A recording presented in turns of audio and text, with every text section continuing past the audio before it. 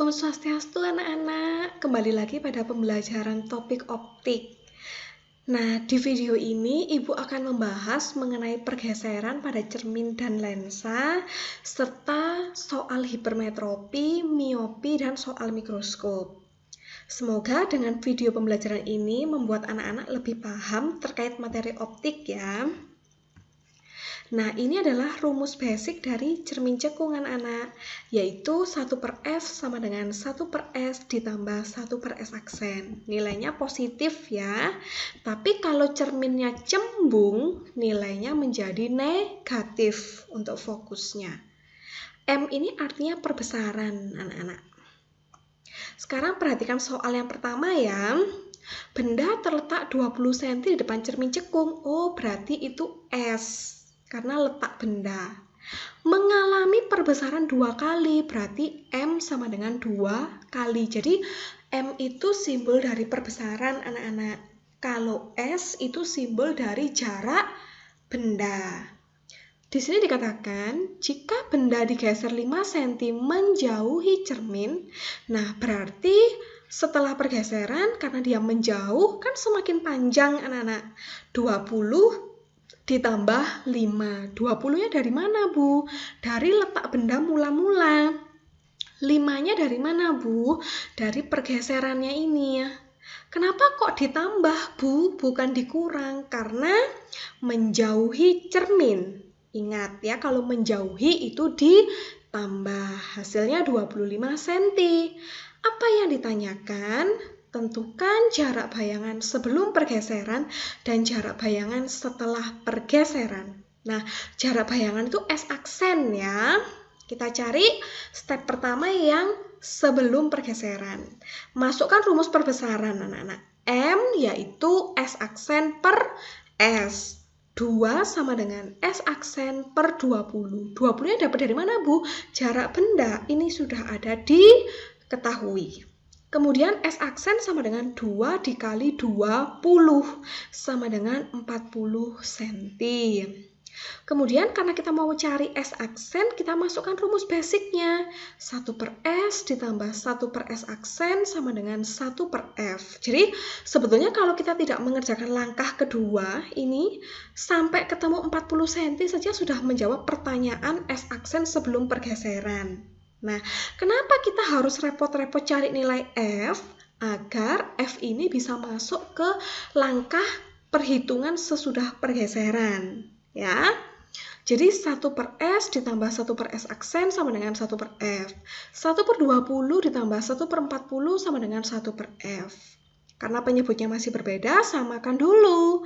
40 dibagi 20, 2. 40 bagi 40, 1. Penjumlahannya 3/40. Ingat, ini masih 1/F. F harus dibalik. Kenapa, Bu? Kok harus dibalik? Iya, kalau dibalik kan jadi F/1 ya. Maka dari itu yang semula 40-nya ini di bawah, dibalik dia jadi di atas. Per 3, hasilnya 13,33. Baru kita masuk ke langkah sesudah pergeseran anak-anak. 1/S ditambah 1/S aksen sama dengan 1/F. 1/25 ditambah 1/S aksen sama dengan 1/13,33. 1/S aksen sama dengan 1/13,33 dikurang. Kenapa dikurang, Bu? Iya, 1/25-nya ini nyebrang melewati tanda sama dengan sehingga berubah menjadi negatif. Kemudian 333,25 ini dari mana? Dari perkalian 13,33 dikaliin sama 25. Kenapa, Bu? Kok harus dikalikan? Iya, agar penyebutnya sama. 333,25 dibagi 13,33 hasilnya 25. 333,25 dibagi 25 hasilnya 13,33. Kita bisa langsung kurangi 1/S aksen sama dengan 11,67 per 333,25. Hasilnya adalah 28,55. Sekarang kita lanjut ke pertanyaan berikutnya ya, mengenai lensa cembung. Benda memiliki jarak 20 cm di depan lensa, berarti itu S ya. Kenapa bukan S aksen, Bu? Karena jarak benda. Ingat, kalau jarak benda itu S. Kalau jarak bayangan itu baru S aksen. Jarak bayangannya berapa? 5 cm. Kemudian bila benda digeser 10 cm mendekati lensa.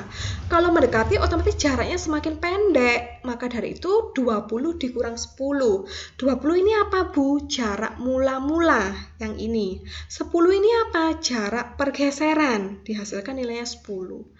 Tentukan jarak fokus sebelum digeser dan nilai perbesaran setelah digeser. Step pertama, karena kita di soal tidak diketahui perbesarannya, tidak seperti soal sebelumnya, kita masukkan rumus basic ya. 1 per S ditambah 1 per S aksen sama dengan 1 per F. Masukkan 1 per 20 ditambah 1 per 5, ini sudah ada diketahuinya ya. Hasilnya samain 20, 20 bagi 20, 1, 20 bagi 5, 4, penjumlahannya 4 tambah 1, 5. Sampai di sana mengerti ya. 5 per 20 itu masih 1 per F. Ingat, itu masih 1 per F. Kalau mau cari F harus dibalik. Yang awalnya 20-nya di bawah ditaruh di atas. 20 bagi 5 hasilnya 4. Sekarang perbesaran setelah pergeseran anak-anak. Sama, pakai rumus basic lagi. 1 per S ditambah 1 per S aksen sama dengan 1 per F. Masukkan dah, S-nya 10. Kenapa 10, Bu? Iya, kita menggunakan yang setelah pergeseran. S aksen yang ditanyakan. Fokusnya dapat dari mana, Bu? Dari ini, 4 cm. Maka dari itu, 1 per S aksen sama dengan 1 per 4 dikurang, kenapa? Karena 1 per 10-nya nyebrang melewati sama dengan dikurang 1 per 10. Nah, penyebutnya kan masih beda ini, 4 sama 10. Kita samain menjadi angka 10. 10 dibagi 4, 2,5. 10 bagi 10, 1. Hasil pengurangannya 1,5 per 10. S aksen dibalik hasilnya 6,67. Apanya yang dibalik, Bu? 10 kan awalnya di bawah, ditaruh di atas. Harus dibalik ya, jangan sampai kelupaan. Kita mau cari perbesarannya, kita masukkan rumus M sama dengan S aksen per S. S aksennya ini 6,67, S-nya yang ini 10. Hasilnya 0,67. Ini kan kurang dari 1 anak-anak, berarti sifatnya apa? Diperkecil, karena dia kenapa? Kurang dari 1. Kita lanjut ke pertanyaan nomor 3 ya. Mengenai mikroskop, di sini sudah Ibu jelaskan ada rumus mikroskop ada 2, yaitu berakomodasi maksimum dan tidak berakomodasi. Ya, bedanya kalau berakomodasi maksimum dia di jumlah 1, kalau tidak berakomodasi tidak perlu ditambahkan 1. D di sini adalah panjang mikroskop untuk berakomodasi maksimum, yaitu S aksen OB ditambah SOK. Kalau tidak berakomodasi, S aksen OB tambah FOK. Kita lihat contoh soal mikroskop ya. Siswa mengamati bakteri dengan mikroskop. Jika jarak benda ke lensa objektif, ada kata-kata jarak benda. O itu berarti S. Lensa objektif OB. Ya, jadi kalau objektif itu OB, kalau okuler itu OK. SOB sama dengan 20 cm. Panjang mikroskop D. Ya. FOK sama dengan 5 cm. Ini fokus okuler. Jadi OK itu artinya okuler anak-anak ya. PP ini artinya jarak baca normal mata, sudah ketetapan menggunakan 25 cm. Tentukan perbesaran total mata jika berakomodasi maksimum, yang ditanyakan M. Nah, kita masuk dari rumus D dulu. Kenapa, Bu, kok pakai rumus D? Karena D-nya sudah diketahui. D sama dengan S aksen OB ditambah SOK. D-nya dimasukkan 100 sama dengan S aksen OB ditambah 20, anak-anak. Ya. S aksen OB S aksen OB sama dengan 100, dari sini ya, 100 dikurang 20. Kok bisa, Bu? Iya, jadi Ibu rubah ya. S aksen OB Ibu letakkan di sebelah sini. Sama dengan, kan kita bacanya S aksen OB sama dengan kan ke sana. Jadi 100 plus 20-nya itu pindah, ruas makanya jadi minus 20. S aksen OB-nya 80. Kita masukkan ke sini. S aksen OB 80. Per SOB-nya 20, dapat dari mana, Bu, SOB-nya? Ini, SOB sama dengan 20 cm. Ya, PP udah jelas ketentuannya, tidak boleh diganti, yaitu 25. FOK dapat dari mana? Diketahui 5 cm. Ini, fokus okuler. Ditambah 1, 25 dibagi 5 kan 5. Ditambah 1, 6. Jadi 4 dikali 6, 24 kali. Mengerti? Sekarang Ibu lanjutkan mengenai soal cacat mata, khususnya miopi. Miopi itu apa? Rabun jauh. Seorang penderita miopi memiliki kemampuan paling jauh pada jarak 4 meter. Tentukan kekuatan kacamatanya. Berarti Ibu jelaskan kekuatan kacamata atau kekuatan lensa itu satuannya dioptri. Disimbolkan dengan huruf P. Sementara S ini titik terjauh mata normal tak terhingga. Ya, S aksen adalah titik terjauh mata miopi. Nah, di sini dia di soal dikatakan memiliki kemampuan paling jauh 4 meter. Maka dari itu di sini S aksennya min 4. S-nya ini sudah ketetapan kalau miopi selalu tak terhingga, anak-anak. Yang ditanyakan adalah kekuatan kacamata, berarti P. Sampai sana paham? Maka dari itu P sama dengan 1 per S ditambah 1 per S aksen. Sama dengan 1 per tak terhingga ditambah 1 per min 4. Jadi S aksen ini selalu kita gunakan tanda minus ya, baik miopi ataupun hipermetropi ya. Sehingga tak terhingga ini dianggap tidak ada, anak-anak, 0 seperti itu. Otomatis yang tinggal ada itu hanya min 1 per 4 saja. Nah, ini kalau misalnya kita hitung menggunakan kalkulator, desimalnya adalah negatif 0,25 dioptri. Jadi kekuatan kacamatanya berapa? Min 0,25 dioptri. Kita lanjut ke soal berikutnya tentang hipermetropi ya.